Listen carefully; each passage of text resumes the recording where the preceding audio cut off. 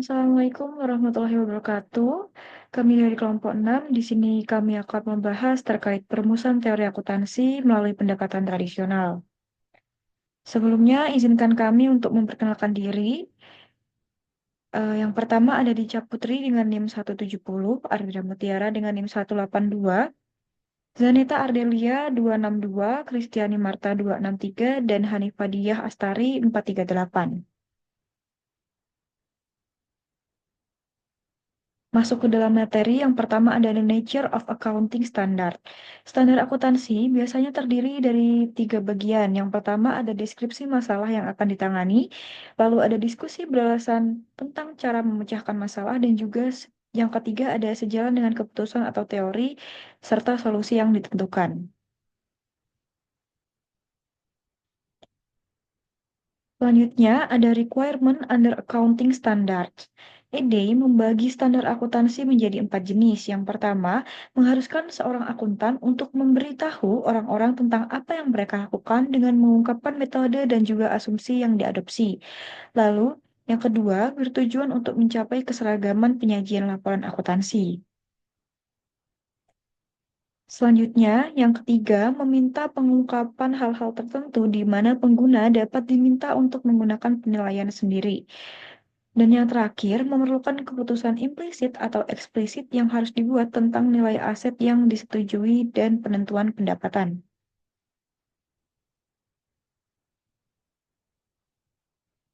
Selanjutnya, reason for establishing standards. Untuk memberikan informasi kepada pengguna tentang posisi keuangan, kinerja, dan perilaku perusahaan. Lalu, untuk menyediakan pedoman dan aturan tindakan bagi akuntan publik. Ketiga, untuk menyediakan basis data kepada pemerintah mengenai variabel-variabel yang dianggap penting untuk pelaksanaan perpajakan, regulasi perusahaan, perencanaan dan regulasi ekonomi, serta peningkatan efisiensi ekonomi dan tujuan sosial lainnya. Dan yang terakhir, terkait alasannya, itu adalah untuk membangkitkan minat terhadap prinsip-prinsip dan teori di antara semua orang yang tertarik pada disiplin akuntansi.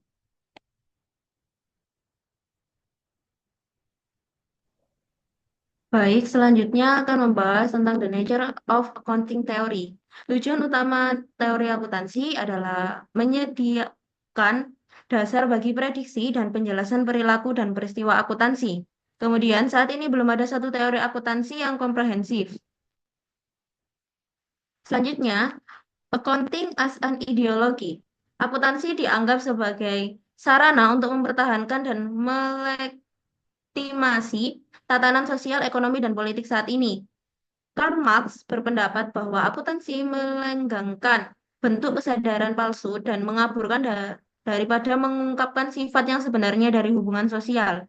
Yang kedua, akuntansi telah dianggap sebagai mitos, simbol, dan ritual yang memungkinkan terciptanya tatanan simbolik di mana agen sosial dapat berinteraksi, instrumen rasionalitas ekonomi, dan alat sistem kapitalis. Kemudian, accounting as a language. Akuntansi dianggap sebagai bahasa bisnis. Menurut Hawes, bahasa memiliki 2 komponen, yaitu simbol dan aturan tata bahasa. Yang pertama, angka dan kata serta debit dan kredit adalah contoh simbol unik dalam akuntansi. Yang kedua, dalam akuntansi, aturan tata bahasa mengacu pada serangkaian prosedur umum yang digunakan.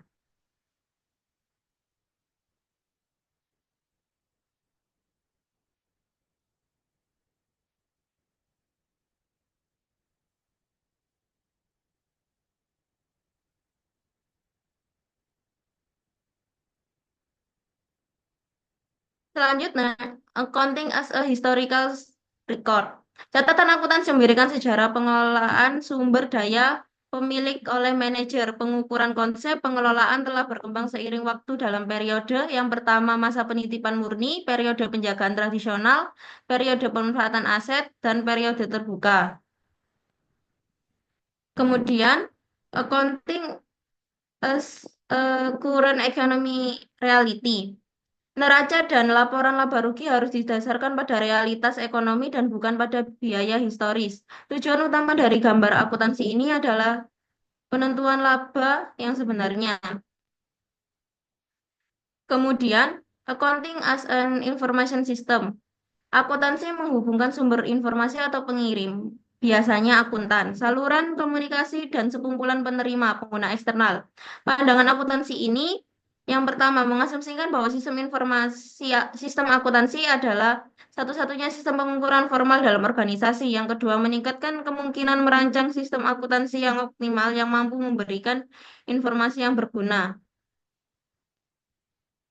Selanjutnya ada accounting as a commodity. Akuntansi ada karena informasi khusus dibutuhkan dan akuntan bersedia dan mampu menghasilkan.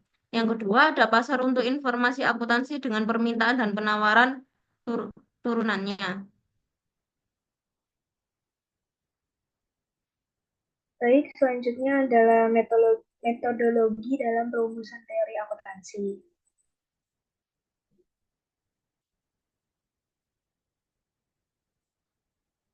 Metode yang pertama ialah metode deskriptif atau paramatik yang menjawab pertanyaan apa. Pada metode ini, akuntansi dianggap sebagai seni yang tidak dapat dirumuskan. Maka metode perumusan teori akuntansi terus bersifat menjelaskan atau deskriptif dan menganalisis praktik yang ada dan diterima sekarang. Metode ini disebut juga sebagai descriptive accounting atau descriptive theory of accounting.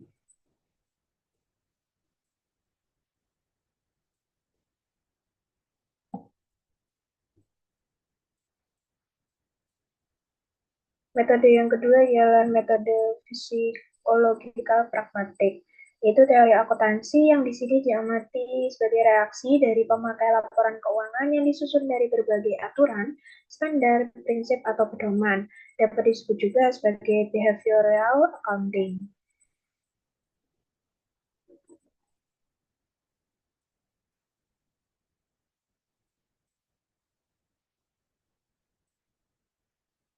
Yang berikutnya ialah metode normatif, yaitu teori akuntansi yang menjawab pertanyaan apa yang semestinya.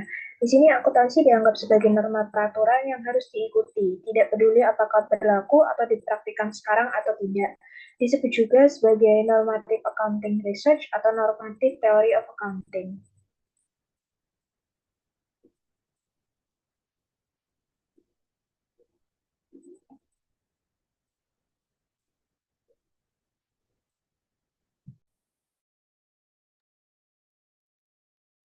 Selanjutnya yaitu penyusunan dan verifikasi teori.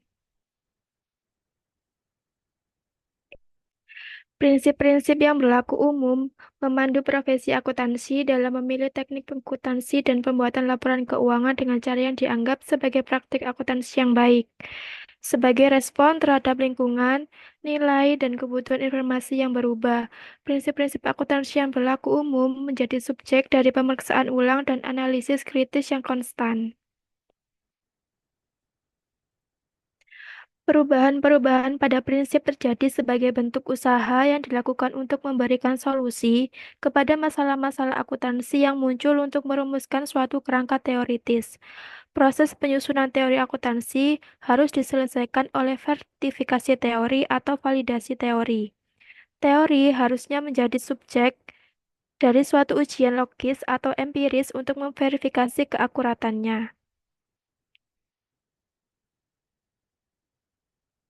Jika teori itu didasarkan matematika, verifikasi seharusnya diprediksi berdasarkan kekonsisten logika. Jika teori itu didasarkan atas fenomena fisik atau sosial, verifikasi seharusnya diprediksi berdasarkan hubungan antara peristiwa-peristiwa yang dideduksikan dan diobservasi di dunia nyata. Teori akuntansi menjadi hasil dari suatu proses penyusunan teori dan verifikasi teori.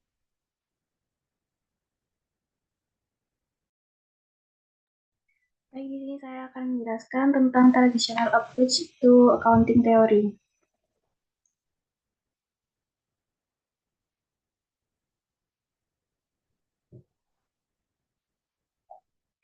Ya, yang pertama non-theoretical approach yang mendekatkan dua pendekatan. Yang pertama, pendekatan pragmatis yang terdiri dari konstruksi teori yang sesuai dengan praktik nyata dan menyarankan solusi praktis. Pendekatan yang kedua yaitu pendekatan otoriter yang terdiri dari penerbitan pernyataan untuk regulasi praktik akuntansi. Yang selanjutnya yaitu the inductive approach yang terdapat 4 tahap. Yang pertama, mencatat semua pengamatan. Yang kedua, menganalisis dan mengklasifikasikan pengamatan untuk mendeteksi hubungan yang berulang. Yang ketiga, derivasi induktif dari korelasi dan prinsip-prinsip akuntansi dari pengamatan yang menggambarkan hubungan yang berulang.